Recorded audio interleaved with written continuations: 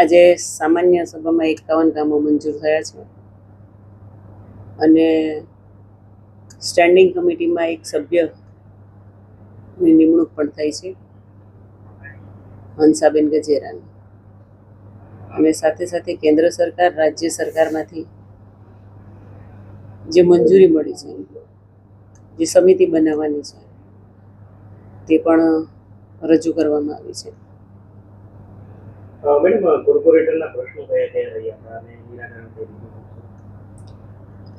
કોર્પોરેટના પ્રશ્નો અલગ અલગ જે કામગીરી કરી હતી વિસ્તારમાં જઈને ખાડીપુર બાબતે, તે કામગીરી ખૂબ સરસ રહી હતી, તે બાબતના પણ પ્રશ્નો હતા.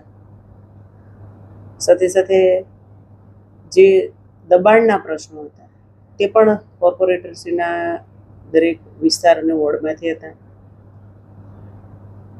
અને જે વિસ્તાર અને વોર્ડમાંથી જે દબાણના પ્રશ્નો હતા તે કમિટીની જે રચના કરવાની છે, જેમ મેં કીધું, કેન્દ્ર સરકાર, રાજ્ય સરકાર, અને એમાંથી અહીં લેવલે પણ આવી છે અને એક કમિટી બનાવવાની છે.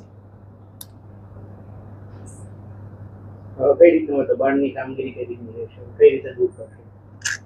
એના માટે એક કમિટીની રચના થશે અને પછી એમાં નિર્ણય લેવાશે. नमस्कार दोस्तों, आप देख रहे हैं स्टार मैक्स न्यूज चैनल। मैं हूं अशोक राजपूत। देश विदेश की ताजा और सटीक खबरों के लिए हमारे चैनल को सब्सक्राइब करें, वीडियो को लाइक करें और शेयर जरूर करें। धन्यवाद।